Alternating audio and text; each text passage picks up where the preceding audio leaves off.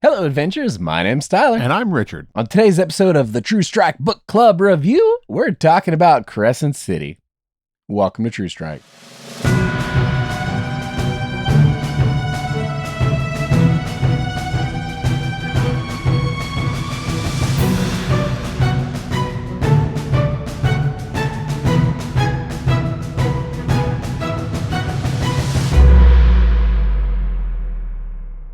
Howdy, folks, and welcome back to the book club.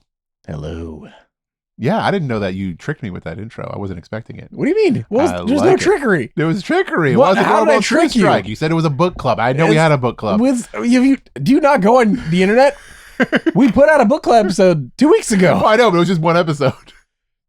You can have one episode book club. No, you can't. You have to have multiple episodes, which is why it's official now. It was called book club. Yeah, but it's official now because it's the second group of books. It's not even the second book. It's like I never said it was books club. It's book club. Book club. Well, yeah, we're doing another book review, whether you like it or not. They don't. No one watched the first one. It's fine. Okay. We don't make the show for them. We make it for us. We do. We make it for you guys. No, we don't. I make it for you. He's lying. I read these books for you. He doesn't even do the editing. I didn't even like them. I read them anyway. That's a lie. I love these books. These books so fast. All he did was read these books. These three books that we're talking about tonight, these are the books. These are the books that got him to go back and finish ACOTAR. Yeah. He didn't like ACOTAR. It was good. ACOTAR by was the end good. of it, yeah, by but the you end of it, spoiled all of it by reading these books. But these books, this is the good reads. Richard and I haven't discussed the last of these books at all, pretty much. Have we discussed any of these books, really? A little bit on the first one. A little bit, yeah, I guess but so. But we have this terrible thing, right? It's called the True Strike Podcast. And it has negatively affected Richard and I's personal life, where all we want to do is talk about these nerdy things. And we don't, because we're like, to save it. Oh, we should save it for the podcast. Save it for the podcast. So then we just like look at each other. That we do, like we've said before, we work together. So I'll just pass by him, look at him longingly, know that I can't say anything to him, like, hey, how's it going? How's the weather? Yeah, right. You read anything good this week? Oh, cool. I can't tell you about it. Don't tell me about it. Why? I guess. We might have an episode about it in a couple of months. Yeah. Look in the notes app. It's I've already scheduled that in for episode 157. Yeah, so we can't talk about it until then. Talk to me next month. Yeah. It's so real though. And I've been waiting. It took you so long to finish this last book. It took me so long. You're killing me. You read through like all of the ACOTARs. Exactly. In the time that it took you to read one book. To finish Reading's this book. hard. Reading is so hard. To finish this one book. Yeah. Yeah, it was killing me. Absolutely killing me. I was getting through it, 4 hours at a time every 2 weeks. Yeah. took a minute. It's like a 25-hour book. So what we're talking about tonight is the Crescent City books. Yeah. Which this one, I assume you like the naming convention much more than ACOTAR. Yes. Because it's not just... Because it's Crescent City books, right? Uh-huh. And then each one actually has a title. Has a title. Right. Not just ACOTAR. And then they have titles in addition to it. And the first one's just ACOTAR, ACOTAR.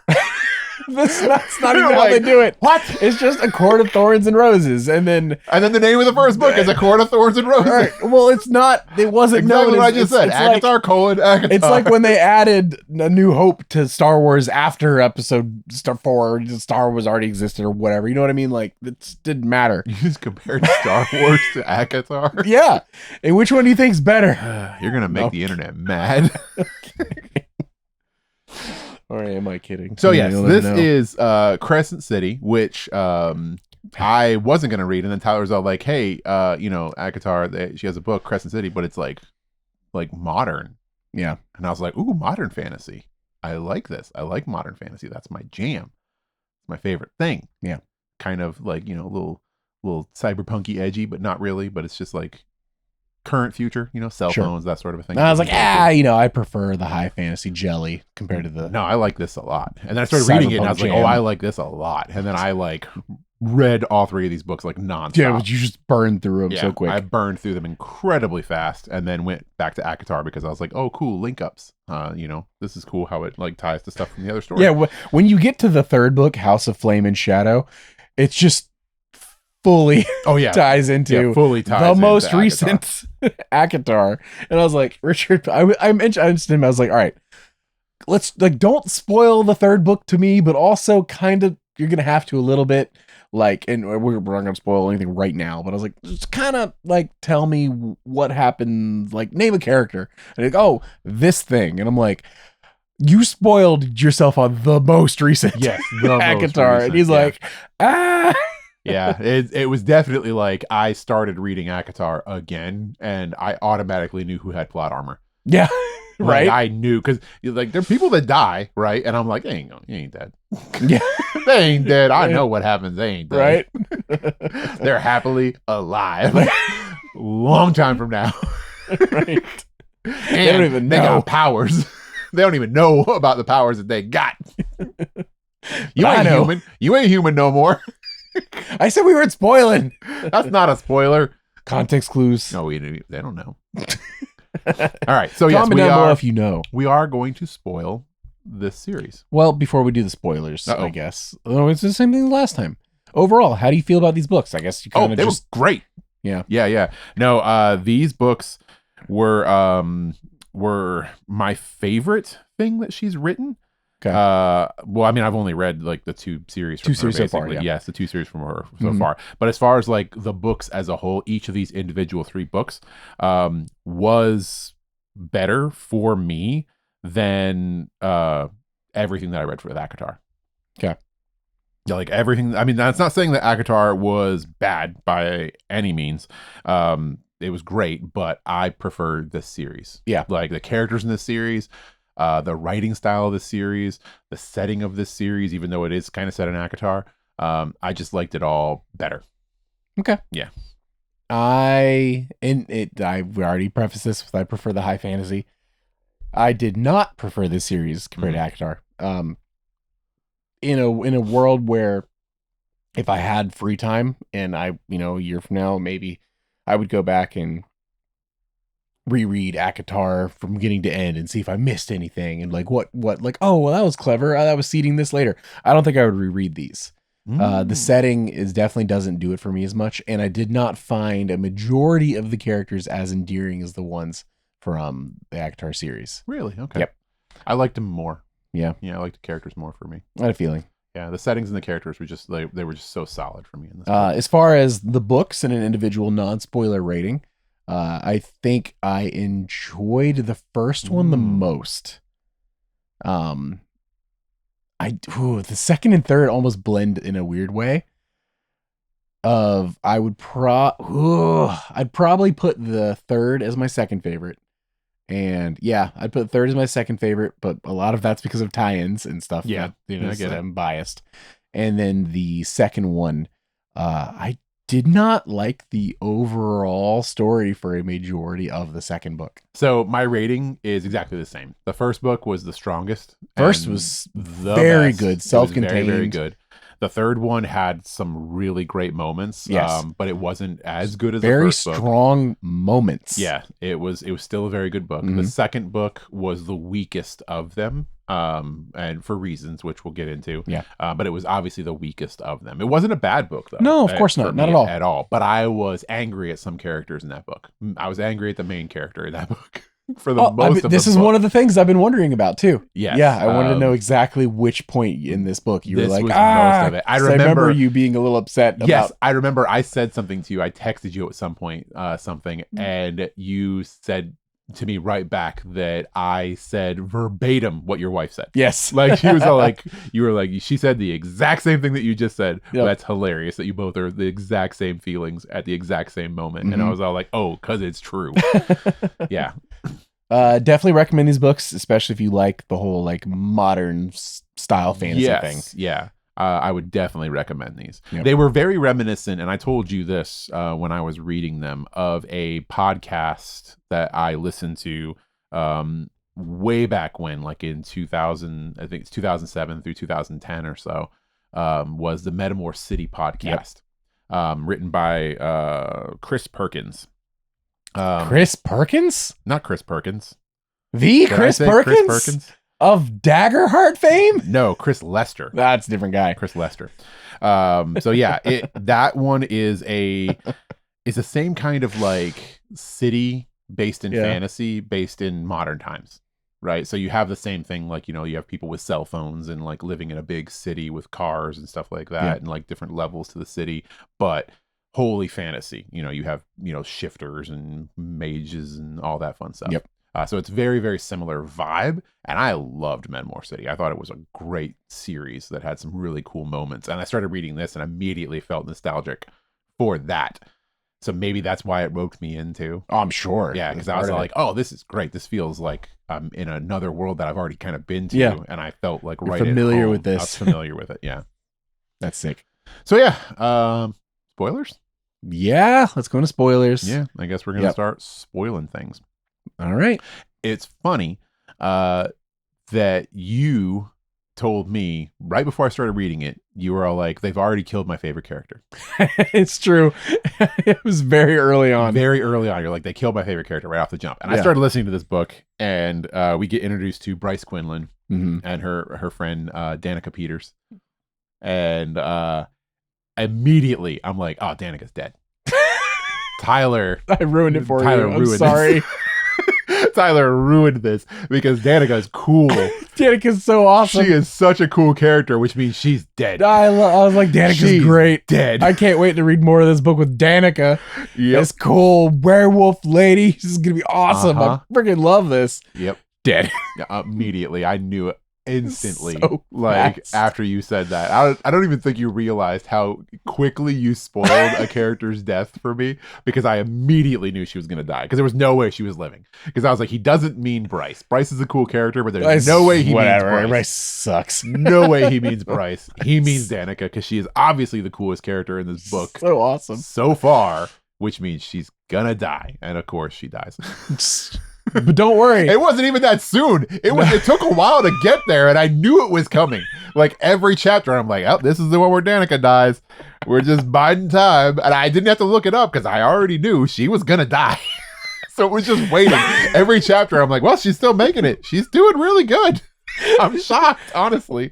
But she's running on borrowed time right now. There's no way. It's funny because it's not like anyone else had died, so you couldn't be like, oh, I guess he meant this other person. Yeah, nobody had died yet. And then we get to the whole scene where she's like, she gets to her apartment, it's covered in blood, and I was like, oh, here we go. Danica is dead. Dunzo. Everyone was, though. So it's like, yeah, we can't just kill her friend. Let's kill her friend and all of her friends. Every friend. You know that guy she was supposed to go on a date with? Yeah, dead. The one who's like, yeah, I'll meet you tomorrow morning. And then we're going to talk about our date for next week. Yeah, right. Dead. And they're all dead. Dead. Just a moment full of regrets. Yeah, no.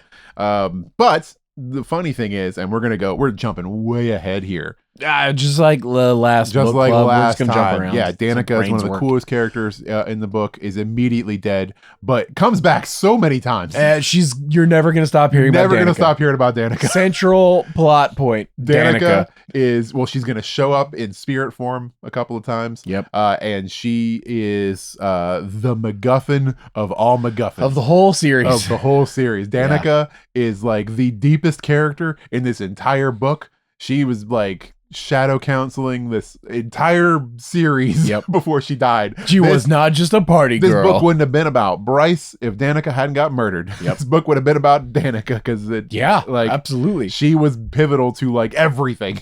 Yep. Like Danica was like the center of like everything that happens in these books, like from start to finish. So you hear about Danica all the time.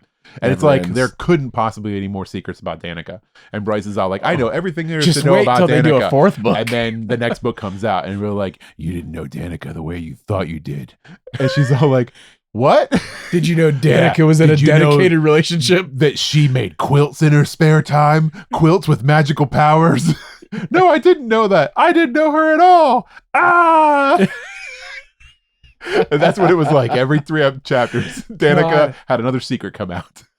The whole first book of like, but look at my tattoo. It says, through love conquers all, or whatever, whatever. And it's written in a language no one can understand. And I'm like, it doesn't say that then. Like, or I don't know. Like, There's something going on with this tattoo. We find out about that later.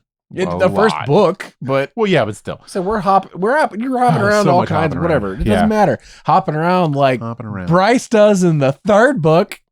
Oh yeah, no, yeah, that's spoiler territory. Let's get on the first book. It's all first. spoilers. Yeah, first book.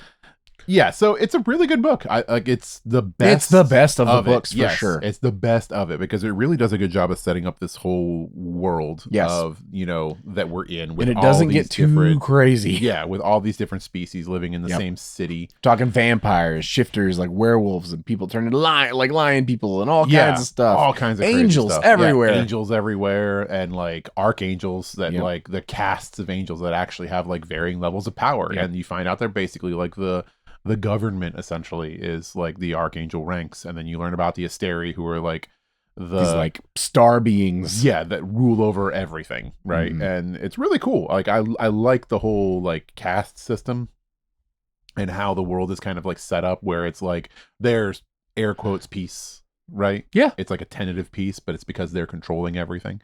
But you obviously there's a bunch of like undercurrents of like mysterious stuff happening. There's humans rebelling. Yeah, humans that are rebelling against it because they're kind of oppressed. Yeah, oppressed. Well, I say kind of very oppressed. Yeah, very oppressed. Less than citizens. But yeah, human. I like how the world is built out. The way they handle magic with the drop, that was immortality really and stuff is really cool. And I told Tyler going like right into it, I was all like, we should start a bingo card of like what they're gonna call magic. Yeah.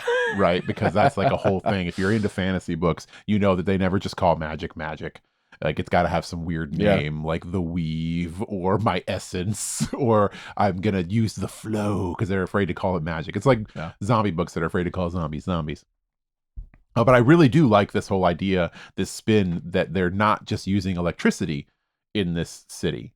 Right? It's not. It's magic. Yeah. So like whenever anybody comes of age, they basically come into their power, and then a little bit of their power gets siphoned off to be used for the public. It's like taxes. Yeah, you get taxed. You get taxed. Your magic gets taxed, and then that's what's used to power the city. But you don't have to do this. You don't have to do the drop and come into your power. You could just live a mortal life. Yeah, you could just live a mortal life. And then, die normal mortal lifetimes, or you can be like, you know what, I'm gonna stick around for a bit. It's my favorite like thing of it's like, a very cool book. idea. Yes. Like I love the idea of the drop, and the cool thing that I like about it is that it's like it's a physical like drop essentially. So the way it's described is in like like your soul is in the ether, right? And then you go over this edge and you are falling in power levels.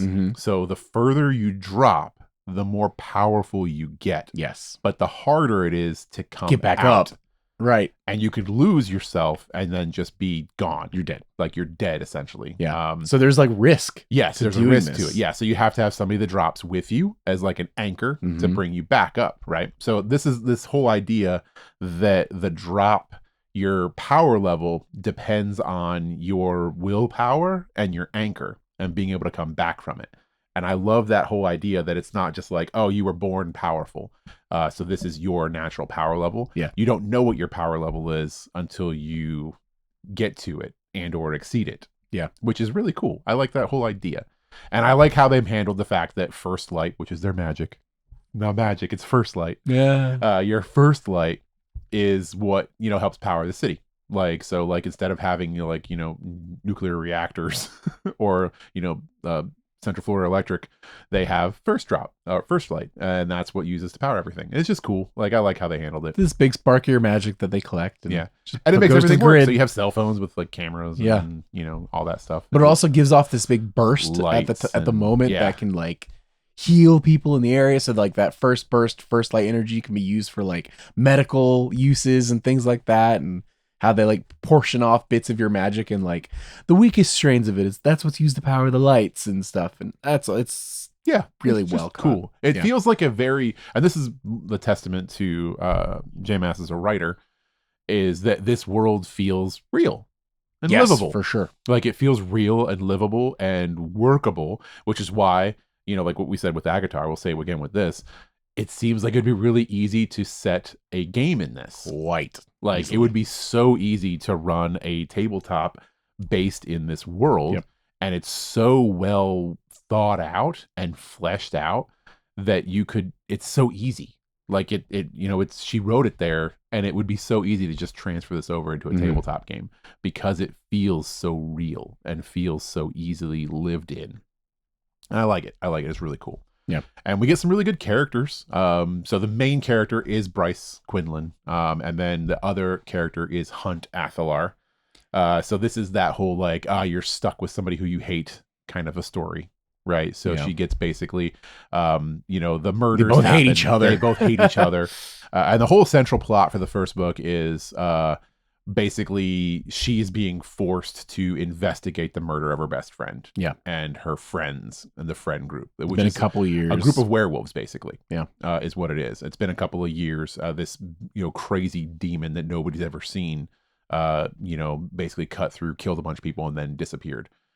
So she is tasked with hunting down figuring out who did the murder.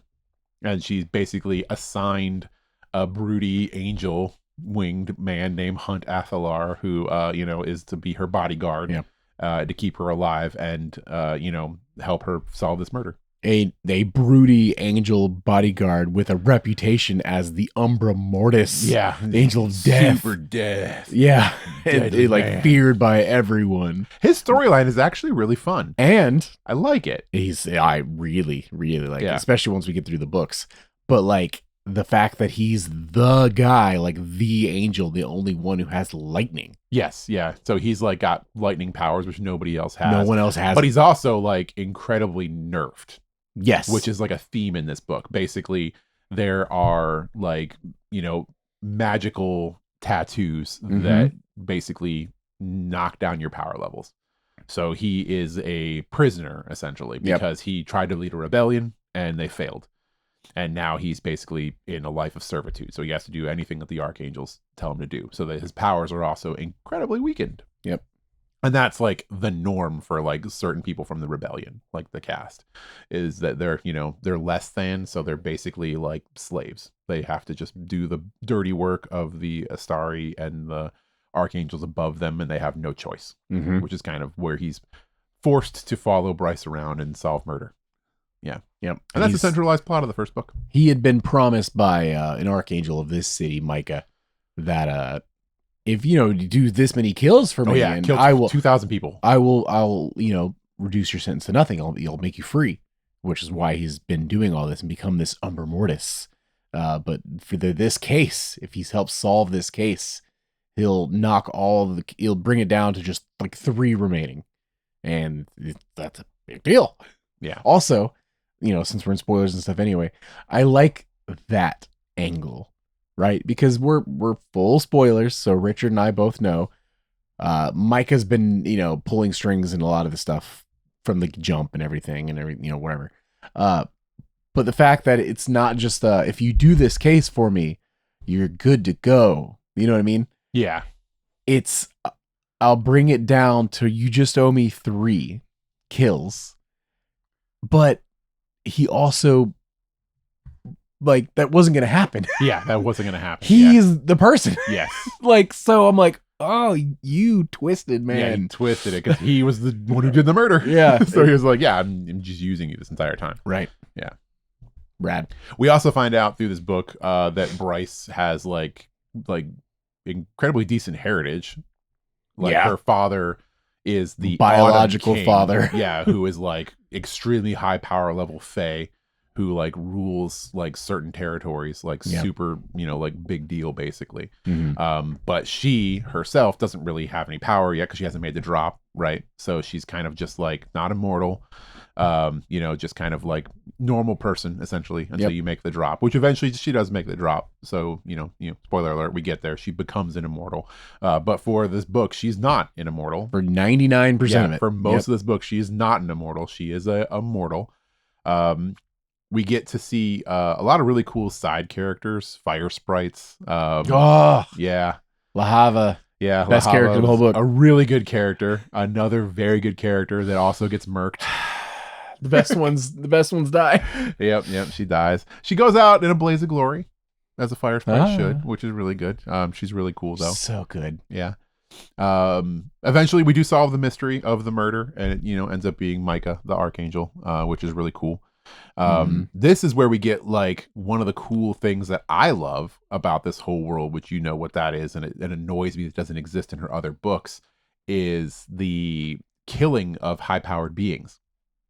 Oh, other series. I'll say because it happens in this in this series. book. Sorry, it happens in this book all the time, but it never happens in any other books. Other series, I guess I should say. Power vacuum. And I hate that because she has this really cool thing where there are incredibly powerful beings in this world. And when they are killed, time slows, even when they're in the process of being killed. So like not necessarily like the moment that they die, but as they are actively dying, even if they don't die, time still slows because their power is such that it's like a vacuum of space-time. So it happens in this book in the very beginning when she kills her first Archangel, and time slows as he dies and then speeds up as soon as like the moment happens. Like as soon as his basically brain ceases to function, time speeds up again.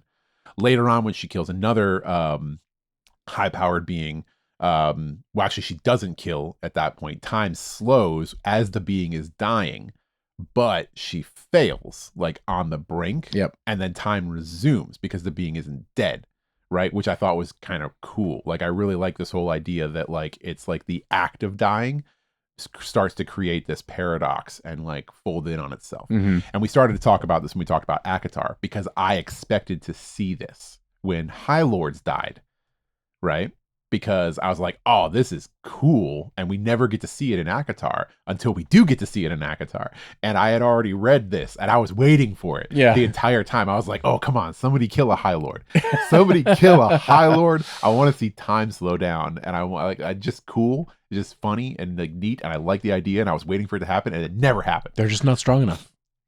Come on. Reese. He's not enough. When Reese died, he's not enough, and time didn't slow. I almost threw my book.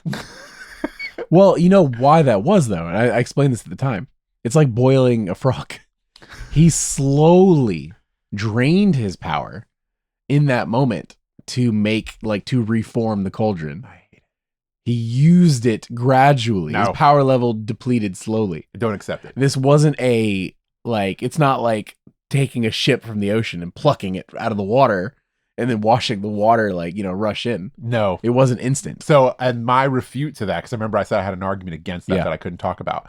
My argument against that is when her and Nesta kill the Asteri under the mountain. That Asteri is weak. Like, super weak.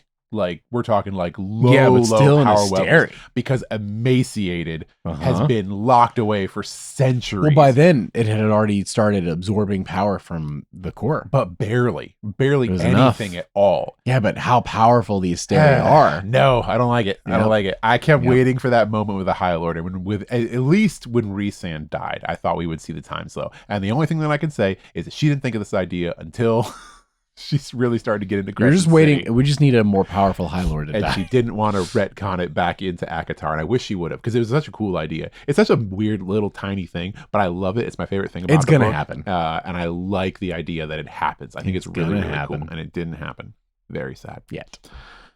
So yeah, that was the end of that book, which was very fun. It was a great book from start to finish. A lot of cool character developments. We didn't even talk about Rune. We didn't talk about 99% of the characters. Yeah, of course. We've got all her friends. We've got her brother. We got everything else.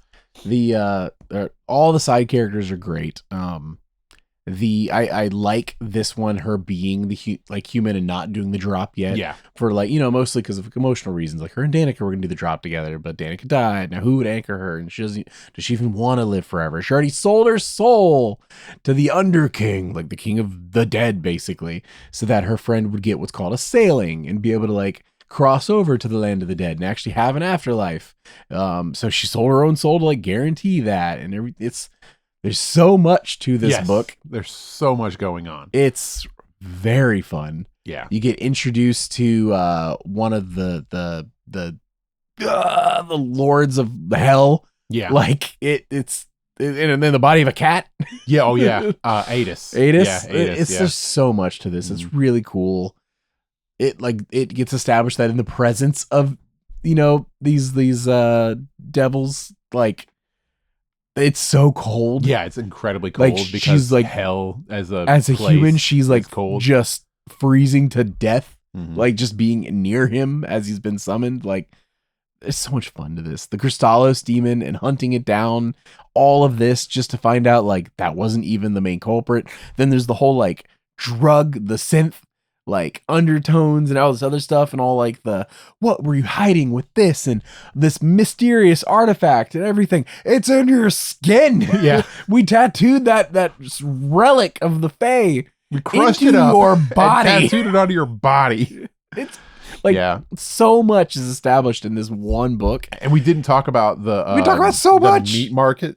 No, Which not at all. was like the seedy, like criminal underbelly with the Viper Queen, Yep. who is such a cool character. I love her. She's around the so whole cool. And she's trilogy. around for the entire trilogy. Yep. She's super fun too, because she's like bad guy, but like sub bad guy, kind of not bad guy, Bad guy but for bad hire? guy for hire. Yeah. but still kind of good in some cases. I loved. She was such a cool character. I like her a lot. She's fun. Yeah. But yeah, no, it's a very good book from start to finish. And as soon as I finished it, immediately I was like, I gotta keep going. This book, towards the end of it, established something that and I've mentioned this to you before, where I appreciate that J-Mass sets up tropes, but doesn't follow through on the trope. I love that because it keeps me guessing. Yeah, it keeps you guessing. And part of that was set up at the end of this book with the Autumn King of I regret every day what happened between me and your mother.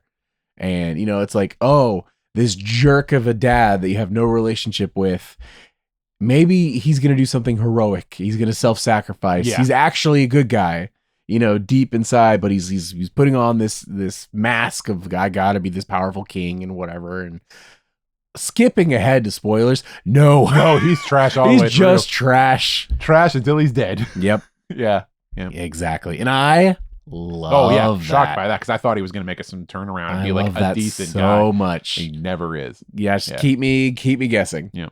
Yep. Yeah. So that was House of Earth and Blood. House of Earth and Blood, yeah. The next one is the House of Sky and Breath. Uh-huh. This was one that we both agreed was the weakest of the series. Sure. So this one we start off with Bryce now freshly immortal. Well, it's not even where we start. We start going. It opens up with a whole different character. Oh yeah, that was confusing actually. Yep. Like because it started off with like these people that you don't know. And like kids in like war camps and like special agents and like U-boats. Yep. And like smuggling of like children in labor camps. Yep. And I'm like, who are these people? And I'm like, oh, they're giving us some deep dive into a couple new characters that are going to be new main characters. 100%. That's what I thought when this started off.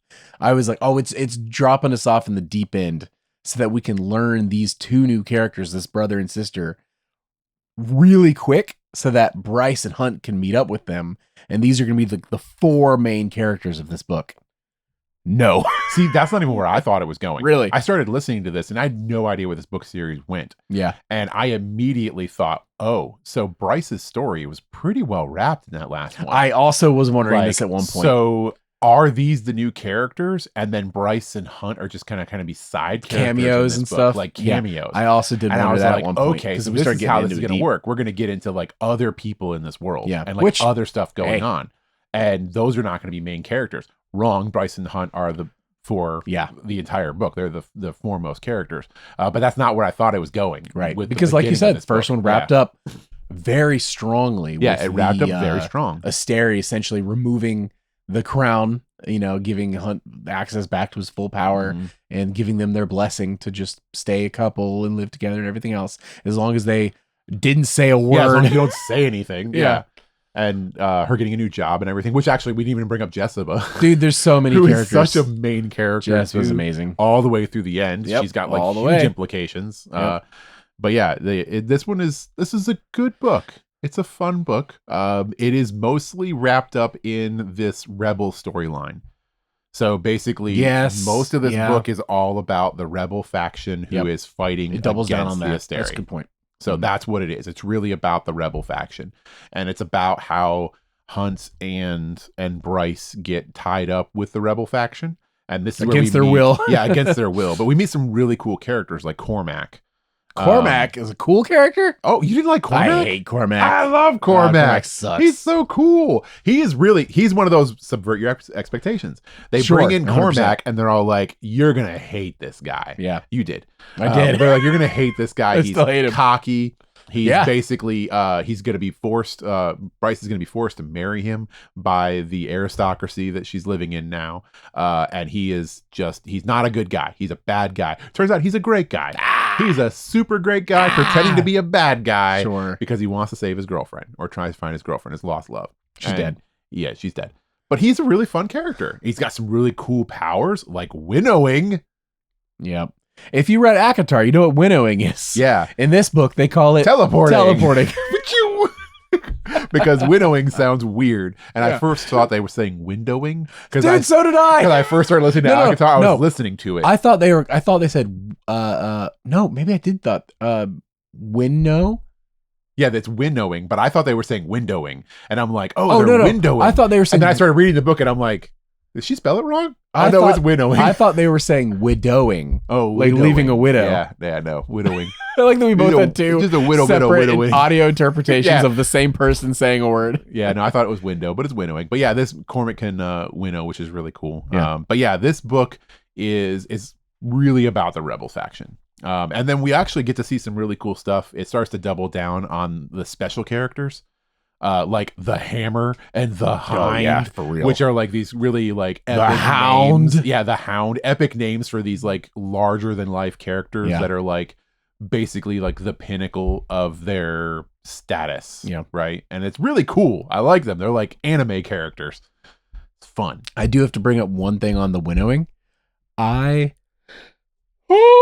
God! Oh, how sorry, rude! everyone. I just super yawned. It's very late.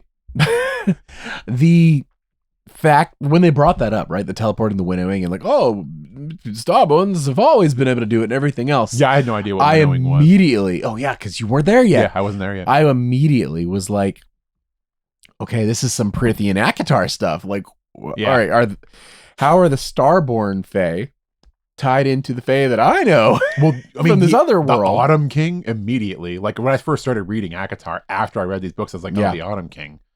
Man, he's from that court. Winnowing. Autumn court. That's a thing. Yeah, it's all like, okay, this all ties together. Yeah, so that's fun. If you read ACOTAR first, I think that would be even more fun to like realize these little tidbits. But for me, it was all new information.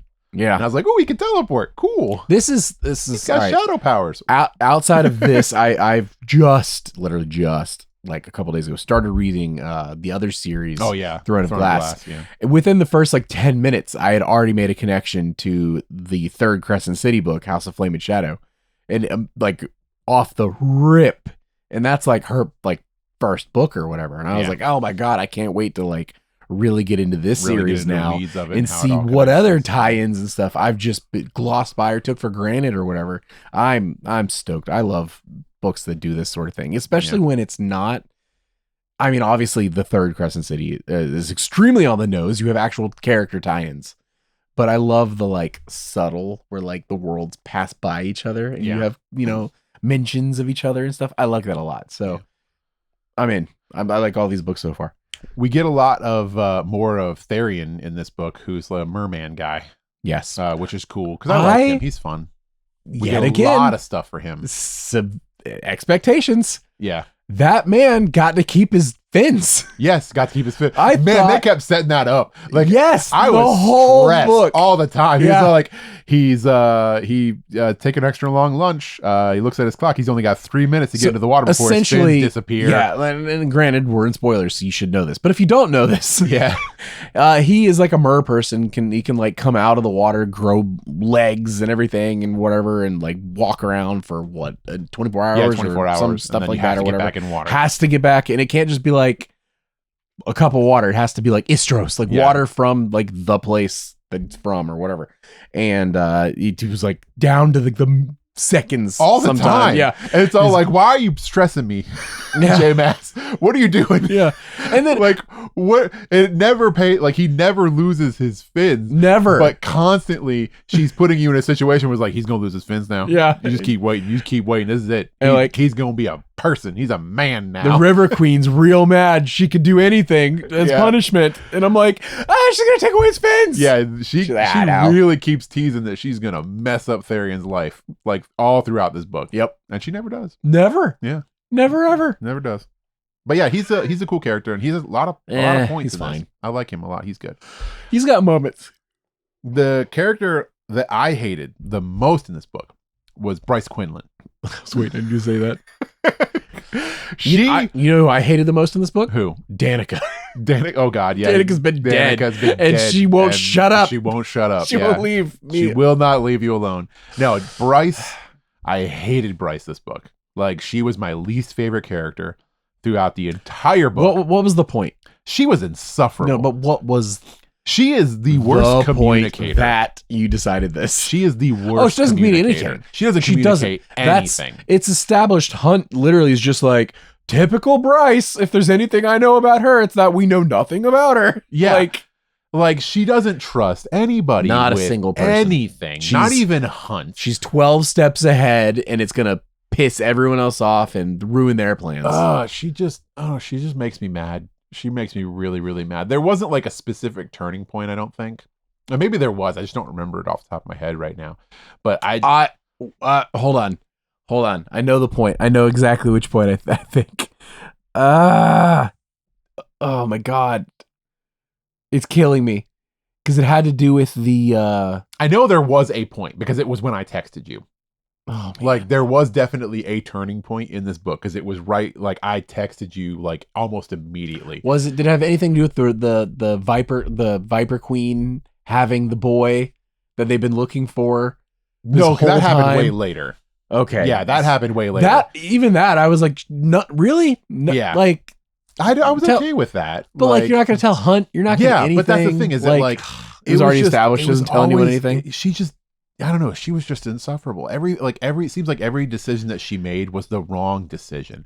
And every time she could have like easily just avoided so much stuff just by being honest with people, just by talking to people, like having just simple conversations with literally any of the people around her. She can't do that. She's the master of spinning BS. Could solve it's her character. So much, but she won't talk to anybody. No. Like she won't talk to Ethan. She won't talk to Hunt. Not talking to Ethan kills me. Yeah, exactly. And like, God, it's just, she's insufferable. She was like the most annoying character for that entire book, and it's just like she was just every time she was in scene I was like, come on, get out of here, bring back Therion, bring back Cormac.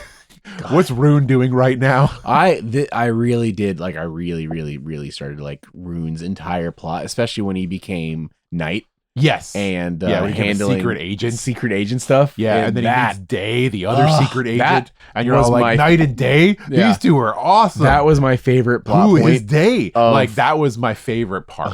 100%. And, of course, I need to ask this. Did you assume... Oh, God, I can't remember her name. Did you assume that Knight was the Archangel that they put in place of Micah?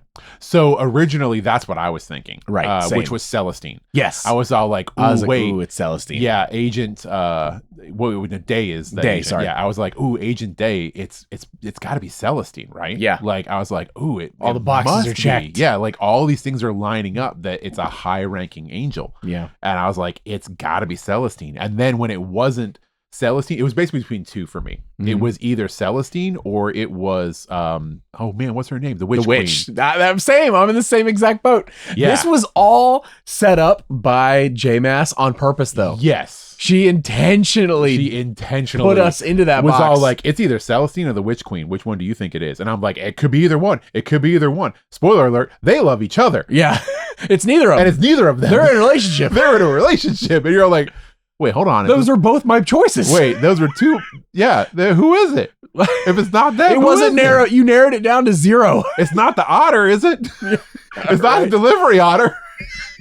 No.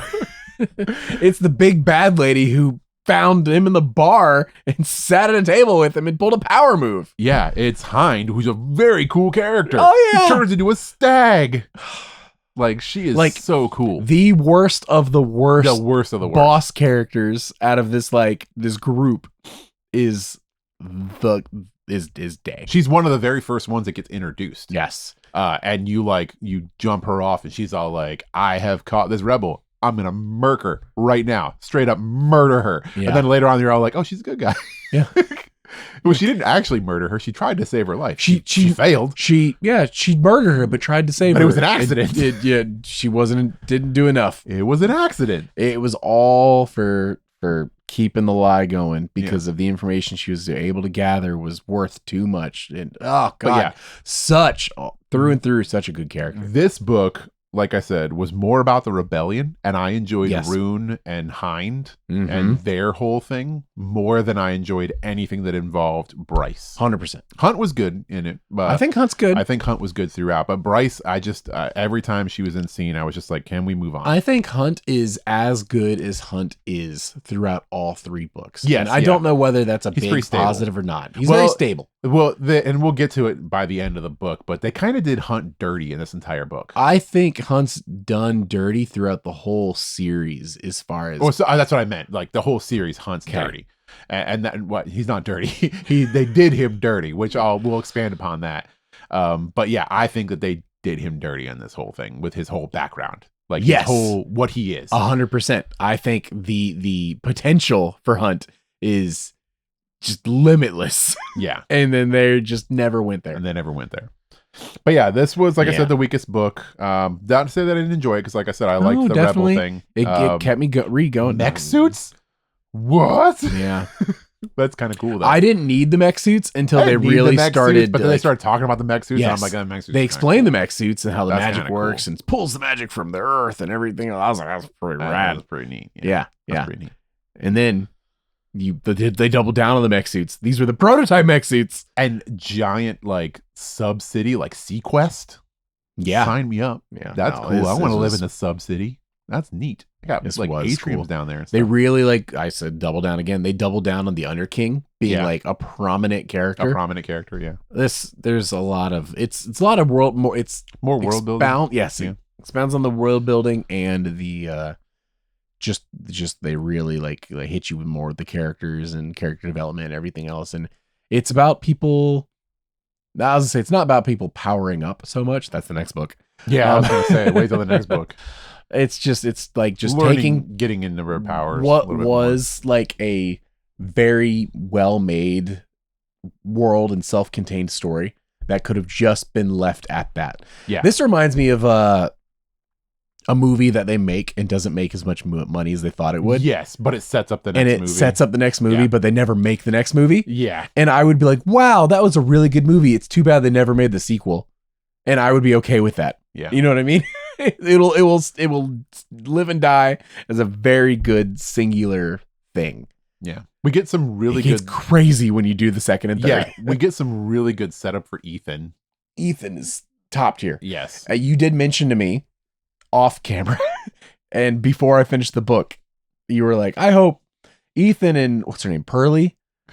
Oh yeah, I forgot her. Yeah, I forgot that I like dropped. I accidentally spoiled her a little bit there. Yeah, and you're like, I can't wait for their book, and I was like, who is that? And you're like, oh, now you know Ethan's alive. Oops. And there's a whole other character. It's a little touch and go for Ethan. Oh, Ethan for sure. And there's a whole new character that you didn't even know existed. Exactly. Yet. And yet I did spoil that for you. Can't wait for more of that character. Yeah, exactly. She's so cool. Yeah, but yeah, Ethan got some setup in this book, which is really cool, which takes us to the next book.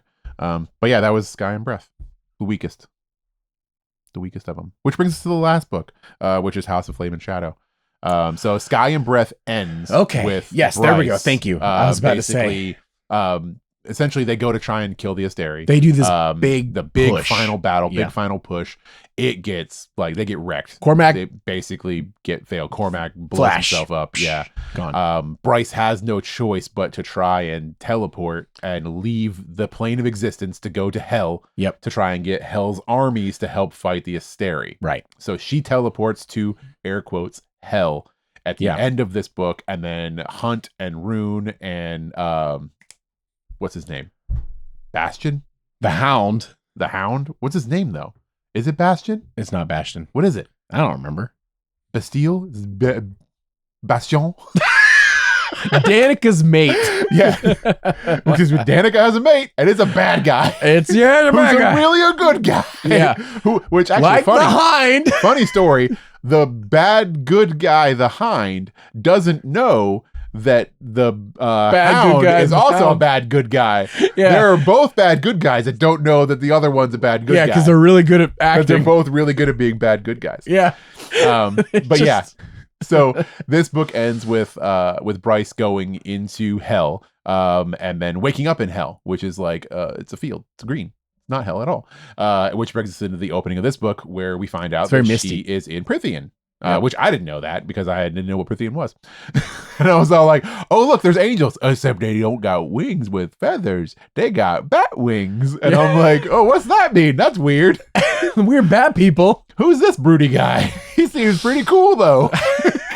And I'm just like, that's Asriel. Yeah, and then she goes back to the castle and meets a bunch of other people that are very pivotal, that are all just kind of howling it out in the house. Yeah. And then they're all like, you can't understand what we're saying, bibbidi blabbidi bloobidi bloop. And they bring her a magic bean, and she has to eat the magic bean. Yep. And when she eats the magic bean, she can understand everything. Yep. Magic. Yeah. And then they're all like, wait, you're just not a person, you're a maid person. And I'm like, why do you keep saying maid like it's important? And I'm like, yeah. And it's like, this is maid weird. has so much implications in this world. Yeah, maid has implications in this world. This is cauldron stuff. And then they start talking about like like all the people in this world, like Farah and Nesta and Cassian and Asriel and all these cool people that we meet. That you know about. Yeah. Right, reader? I don't know anything about these people. And then she gets thrown in prison because, of course, she has issues where communicating is hard. And it's a prison that has importance. If you read ACOTAR. Exactly, yeah. You're like, oh, they're over the beast that are always trying to snap at you if you're bleeding. Worms. Yeah. And she can control them because why? I don't know, but she can. But like, this is again another situation where Bryce could easily solve all of her world problems by being a good communicator. Nah, this is master of spinning BS. But she cannot communicate properly, so instead she just ruins everything. She could have made some serious shortcuts. She would have had the bestest of friends. Yes, like right off the jump. Any trust in anyone. If she had any bit, like even just trying to trust a little. Well, bit. the last person she trusted killed all of her best friends. Yeah, but she didn't even try. Died. She didn't even try and no, trust. not even a little bit. No, not even a little bit. She was just weird. Which I try to devil's advocate that, right? Because she's right. If she trusted these people and for a second they were like, you know what? We should probably just keep her in prison forever. Her whole world was dead. Like her loved ones imprisoned, I guess, and whatever. And her ultimate thing was, I can't take that chance. I don't know. She still should have trusted him. Oh, I agree with you. But that's us knowing that Nesta and all them were good fae. Yeah, they were good fae. She does not believe in good fae. Yeah. So. And this is where like I got like major spoilers because Nesta, number one, is a fae. Yeah. Which like, I was all like, Nesta, that sounds familiar. Oh wait, that's Feyre's sister? Wait, hold on. Human sister? She's not a human anymore. And they're like, yeah, she's got this silver flame power and this silver flame sword. And I'm like, oh, that's cool. Oh, she's got a mask. She What's can that control mask dead do? stuff. That's really cool. I wonder when she got that. Yeah, it's just all like, oh, this is way spoilers for like books that I'm not even close to reading. Not yet. even. Oh my god! And I even told Tyler, I was like, the spoilers really weren't that bad. It wasn't like there wasn't anything really major. And then I'm like, oh, never mind. This was pretty major. I know way too much. Giant plot points of the most recent ACOTAR. But yeah, long story short, she does eventually gain the trust of well, she does actually gain the trust of people right there. It's just very back and forth. Yeah, it's very back and forth. She ends up gaining extra power. She like has a couple like power ups through going through this mountain, basically. That I also love. A mountain that if you had read ACOTAR, you're like, oh, it's this prison. And it's this prison mountain thing that has been brought up over the course of like the whole ACOTAR series. And this underground prison where they keep the worst of the worst, and Nesta manages to find this like secret room and find the harp and stuff, and it's like all this like cool stuff, and then you realize as the reader, having read those books as in the order you should have, you're like, oh, this is that room. We're in the prison? Like, Yeah. what's happening? And it's cool how all that tied together and all this was always here and we just didn't know it. Yeah, it was really neat. We get a lot of exposition in this opening series of this book, explaining the whole world that she lives in, as well as Prithian. And this is where I think like the whole world that she's in really starts to like become a really cool thing, because we find out all these different people didn't originate in the world that she lives in. Right. That they were all like curated From like, different realms. her world is basically a museum of like multiple realms mishmashed together to make the realm that the Asteri want. Really, like literally like people in like entire like entire species bred. Yeah, bred and curated to fill out this world that she lives in. Yep. And it's really cool. I like that whole revelation and all that stuff that happens there, which is really fun. Okay. And part of that is because at the end of the second one, we found out that the Asteri are essentially parasites. Yeah, they're like space parasites. They don't have their own power. They siphon the power of from other beings. And they basically world eat. Yes. They move on from world, they exhaust it down to nothing, and they move to another world. Yep. And that's what hell is. Made this world specifically to be this like utopia for them. And then they got themselves trapped in it. Yeah. So they're kind of like stuck in this world because they need these items that they don't have access to. One of which being the horn that's tattooed on Bryce's back. Yep. Yeah.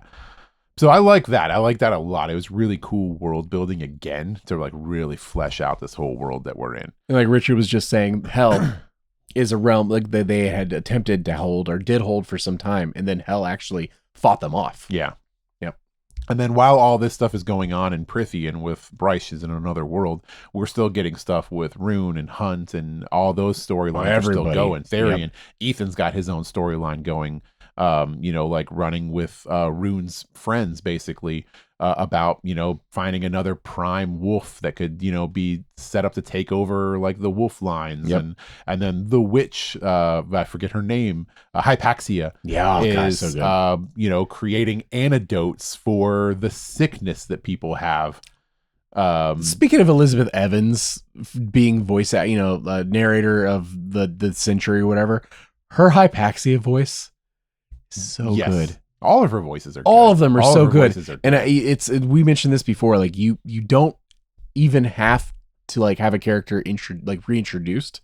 Like, because you know who it is. You know who it is by Elizabeth Evans acting. Exactly. Yeah. Which is like, flawless. Trust me, I'm listening to other books. I'm listening to Fourth Ring right now. Yeah. Not to knock the narrator in there, because she's just not as good. Yeah. And you don't know the character sometimes. You know, too, because she makes a really gruff voice when she's doing Xaden and a not gruff voice when she's doing Violet. Everybody else is just variations of gruff and not gruff voice. Whereas Evans is insane. Yeah. Like, so good. Like, the multi-tool of top characters in this one. Yeah. Yeah. But yeah, no, we get all these different storylines going on, and it's basically Bryce figuring out how to kill the Asteri, and we fight an Asteri in here, which Nesta actually kills. With her which fancy is sword, rad, which is really, really cool. Bryce almost kills, but can't quite do it. Yep. And then Nesta finishes the job, which is really cool. I like that they gave that to Nesta. Nesta's strong. Yeah, Nesta very strong. I have more appreciation for Nesta after I read this than I did when I read it. I bet you do. Yeah. Valkyrie. Yeah, she's a Valkyrie. But yeah, no, this is a fun book, and it's I think the leveling up really hits its stride in this book. And this is the part that confuses me, is that, oh my god, everybody is like ACOTAR high lord level of power. Yeah. Everyone in this book is, because once you get because I guess the Asteri has been poisoning the water and lowering everybody's power levels. Everybody. Yeah, everybody's power level gets lowered. Yep. And then Hypaxia makes the antidote for that, and when you take it, it unlocks your real power. You black out for point half a second for some reason. Yeah, everybody is like ACOTAR High Lord levels of power. Yeah. Like, everybody that's here has so much power. Until you get thirsty and take another drink, don't you? Yeah. Which is a little confusing. Like, I don't know how that's going to go. Like, everybody's got such amazing power levels. I have a theory for this, but how is it going to resolve in more books? Right. This book wraps up really well. Like, yes. It does. The story comes to a really good, succinct finish. But like, I think we're done with Hunt and Bryce's story, it seems. But we're not done with like Ethan's story. Right. Ethan's still got story to tell. For sure. Varian still has story to tell. The Viper Queen still has story to tell. There's so many things to still tell in this world. Yeah. That I'm really anxious to get back to it.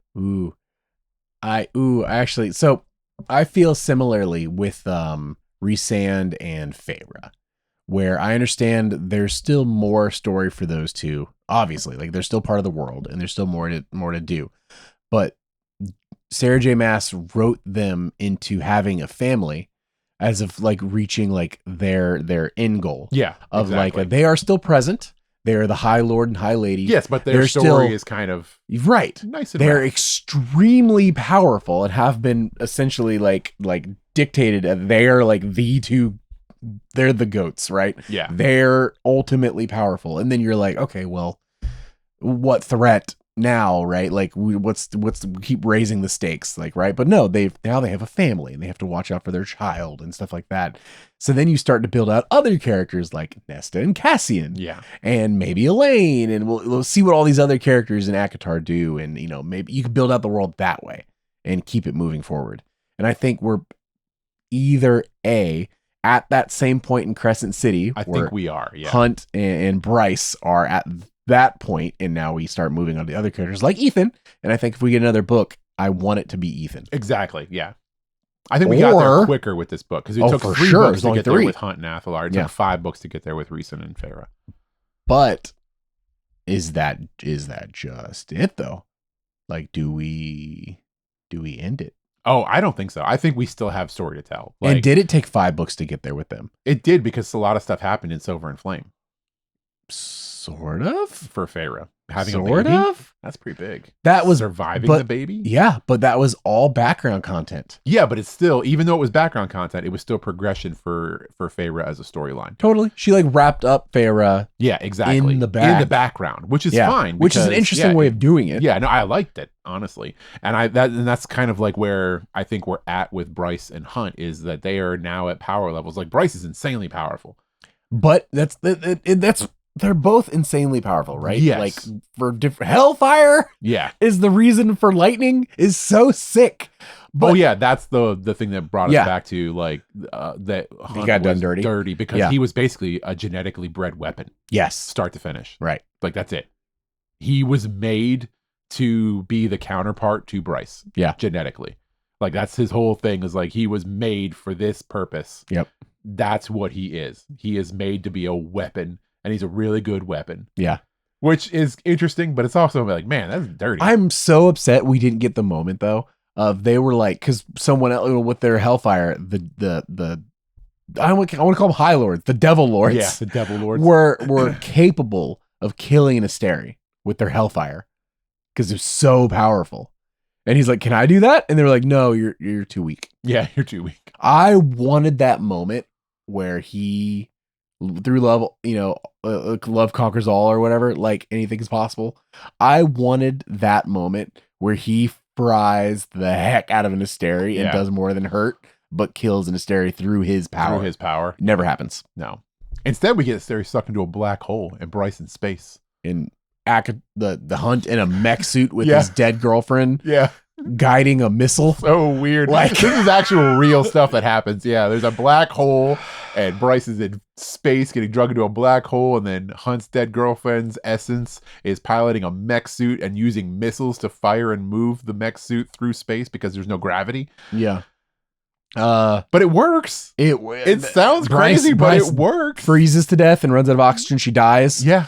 She's brought back to life because the planet is so thankful that Midgard is so thankful that she got rid of the Asteri, that they allowed Jessica to pass on her immortality curse. Yes.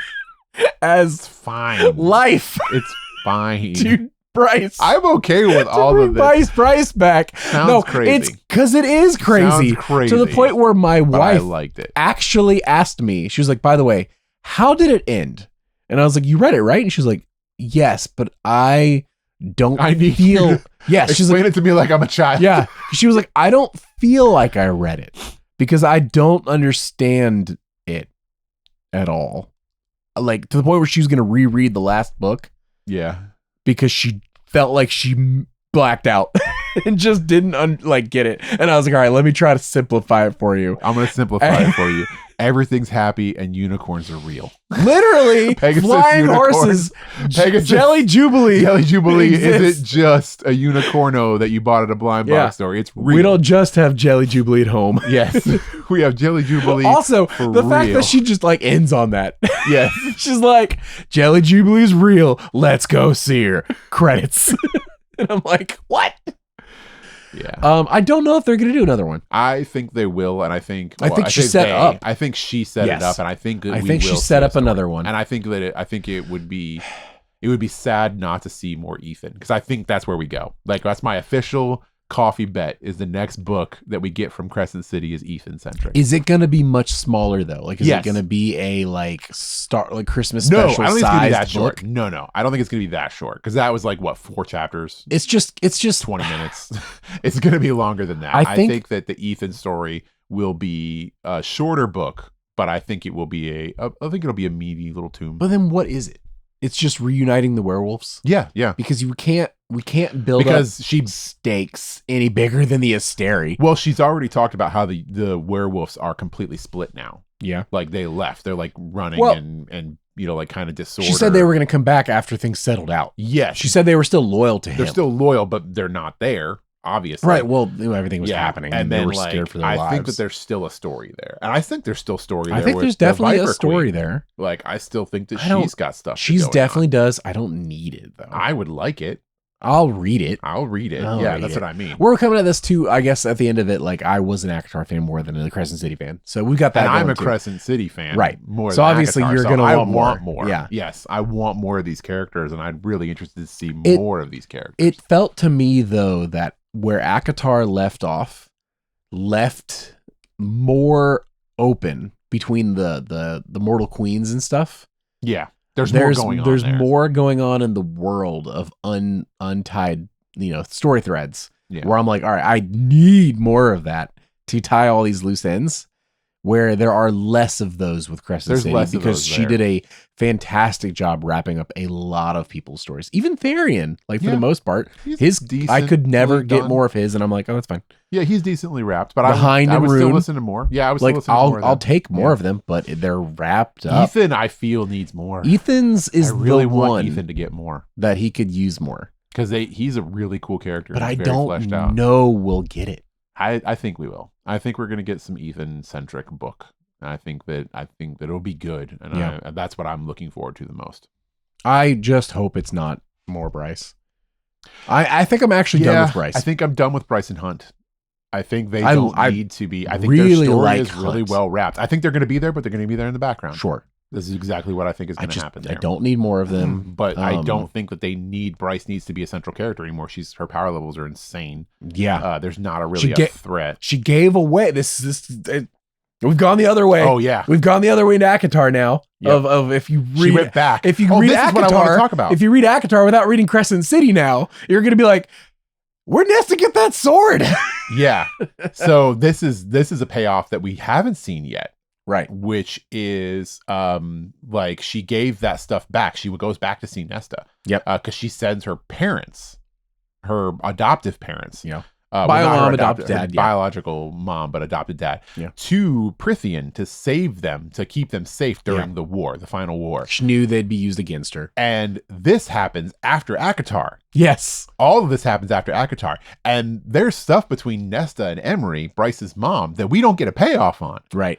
There's a connection there, and they have talks. There's something going on, and Nesta has confessions that go on with Emery that are deep parental stuff that we don't get payoff on.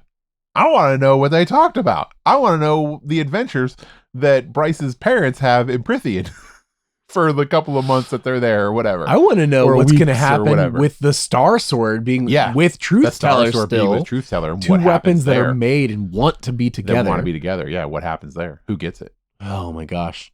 Yeah, and this is payoff we don't have yet. Exactly. Which maybe we'll get. We're gonna get it. She's already. So last fall, and I believe I said this last book club, she put out a photo of her or video of her in the mountains. Oh yeah, and she yeah, you closed said that, she closed the front on the draft for like ACOTAR 8 or whatever they're up to.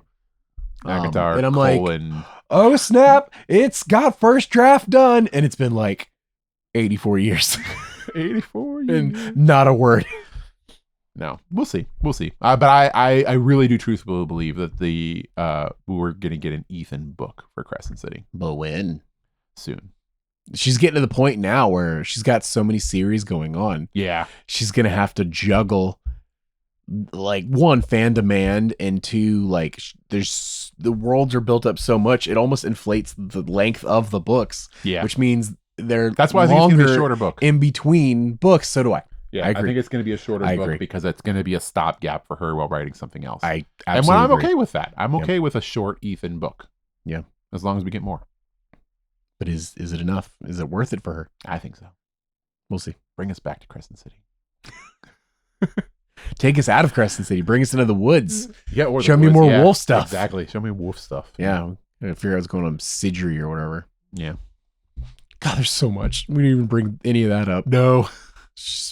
You know what? We may have spoiled all of Crescent City, but you don't know half of it. Yeah, no, yeah. There's so much more. They have this whole thing with Ethan finding a prime, and you think this is another subverted expectations. You think that Ethan's found the new prime. Oh yeah, lead the thing, and they're all like, and the Viper Queen's like, "Would it be funny if you guys fought?" And then Ethan's like, "This isn't funny at all." And then he throat punches her to death on accident, and I'm like, "What?" Dude, this whole moment too. I'm like, "What?" Oh, she knew that he would be better suited for taking over and that he wouldn't actually hurt her. So she threw herself on his fist, essentially. She sacrificed herself so that he could leave. And then she's like, "You killed me." You killed me, dude. And I'm like, oh yeah, wait, she's what? dead, but now she's a Reaper. Yeah. Which is crazy death people. It's who make a deal to kill more people. Yeah. They eat souls, like, Dementor what? style. Like, it's nuts, dude. Yeah. It's so nuts. That was Crescent City. Yeah, that was Crescent City. There's also a dragon who he briefly mentioned who's really cool. I'd like to know more about her, but whatever. She'll be in the Therian book. Yeah, she'd be in the Therian book. Yeah. The So Therian book's going to be the short one, like the winter book. That'll be like it'll be like St. Patrick's Day it's or something. I'm dead serious. I think we're gonna get the shorter St. Patrick's Day book, and it's going to be about Therians will be a summer book because it's gonna be Therian, yeah. And you're gonna get the Ethan stuff though. I don't think you're gonna get as much of a payoff as you want because you're gonna get him going after her and stuff like this and blah blah blah. I don't think he has to hunt down and find the werewolves because she said they're still loyal to him, which means they're probably back. Who knows? So I think it's just going to be him tying up with the Vindir Dementor, and then you're going to get some Therian, Viper Queen, dragon stuff or whatever. Yeah. And I don't know. I'm assuming Bryce is pregnant. Yeah, probably. Like that's what we're gonna get. Yeah, we're gonna get that stuff, and then at the end of it, Rune and Lydia are gonna have her kids over for like summer vacation. Yeah, there we go. And scene. We wrote the book for you. All right. Yeah. If you want to use any of this, go for it. I'm assuming you've already got the first draft and it goes just like that. Yeah. And it makes sense because the kids are out for summer vacation. This all makes sense. It makes sense. It tracks. That's our second inaugural book club. Book club. I made a playlist on YouTube for book club. Okay. So nice. This really is. This is our second thing. We gotta. The problem right now is that we're both reading different series. Yeah, I'm not doing Fourth Wing. I don't have time. You're not going to read Fourth Wing at all? Not a chance. Zero chance. It's Dragon Riders. I don't care. You know what else is Dragon Riders? Burke.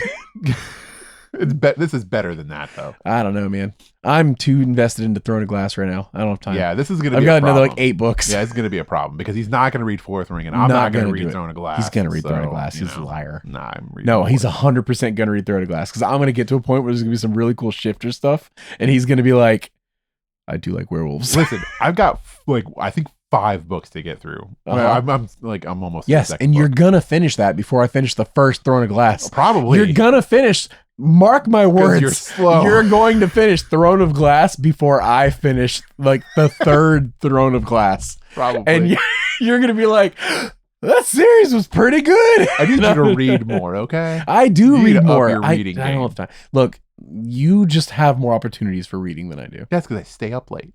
I've been staying up late too. I've been playing so much Marvel Rivals. Yeah, that's your problem. I've almost caught up with you in be level. reading. I don't. Trying to get me to play Marvel Rivals last night when I was reading. Yeah, stop. No. Yeah, books to read, okay? So yeah, Crescent City. Fun. Yeah. I liked it. Better than Akatar. Colon Not Akatar. better than Akatar. Nice little like change to Akatar. Like I said, the characters aren't as good as they are in Akatar and stuff. Akatar's better. I'm excited the next book's Akatar because I can go back at the characters I actually like. Yeah. I really I think part of it's really I just didn't like Bryce. And if I don't like the main character, I liked Bryce it's a lot. tough. I didn't like her Bryce. for the second book. That was it. She got better. She got better. Oh, you know, it's a funny story. I think the biggest thing there, and I know we're blah, blah, blah, blah, blah, and the whole third person thing works so good for this book between the match switching between all the characters. Every character got to have like their main character moment. Out of all the characters it swapped between, I was always the most disappointed to go back to Bryce. I liked everyone else's story more. I like Bryce a lot. But if you give me Hunt, Rune, Therian, or Ethan, or Bryce, which of those stories was your least favorite or least excited when you went back to? Ooh. Honestly? Yeah. Hunt. Really? Yeah. Okay. Hunt and then Therian. Therian. Oh, I always like going to Therian. I did like Therian, but I like Bryce more. So, interesting. Yeah. Okay. Hellfire. So the really quick aside that there's a whole club. A funny thing that I told him happened to me. I switch wallpapers on my phone constantly. Oh my god, I forgot about this. This is real all the time. Like I switch wallpapers, and I find like cool artwork. Yeah, he's got sick Instagram wallpapers and stuff constantly. like that. And I'm like, oh, that's really cool. I like that. And I had this wallpaper set for like months, and I used it for a while, and then I just banked it, and then changed to a different wallpaper. And then I read Crescent City. And I had finished Crescent City, and I was like changing my wallpaper like for the month or whatever, and I was switching through, and I went to change my wallpaper to one of my old wallpapers, which was before I read Crescent City, and I selected that one and pulled it back up again, and I was looking at my wallpaper, and I was all like, that's Bryce. Like, that is legitimately Bryce wearing a Jelly Jubilee t-shirt with her dog next to her, and I'm like, I had this as a wallpaper for like a month before I even read Akatar. Before I read Crescent City, I had somehow found an artist that drew Bryce, and we're like, ooh, and cool I was art. all like, "That's cool, fairy chick. I'm gonna use that as my wallpaper." And then I found it after I read Crescent City. Absolute full circle. Yeah, moment. full circle. Found Bryce again, and I was like, "Cool. I'm gonna use this wallpaper for a little while because I like Bryce." Now, different meaning. Like, now it actually has meaning. Yeah. But I was like, "Look, that's Bryce." But that's the end of our review. That's Bryce. That's Bryce. Yep. So yeah, I was gonna say, do we recommend reading this? We're in spoiler territory. If you haven't read it and you're made it this far, like I said, we just spoiled a lot of the key parts. I still read it, but you'd also be like 90% of the books. You'd be like, they didn't mention any of this. I mean, I spoiled all of Akatar, and it didn't bother me any. Exactly. So yeah, good read. Let us know if there's any other series you would recommend. Like I said, I'm reading Throwing Glass right now. Richard reading Fourth Wing, I guess. He's probably gonna read How to Train Your Dragon next, Maybe.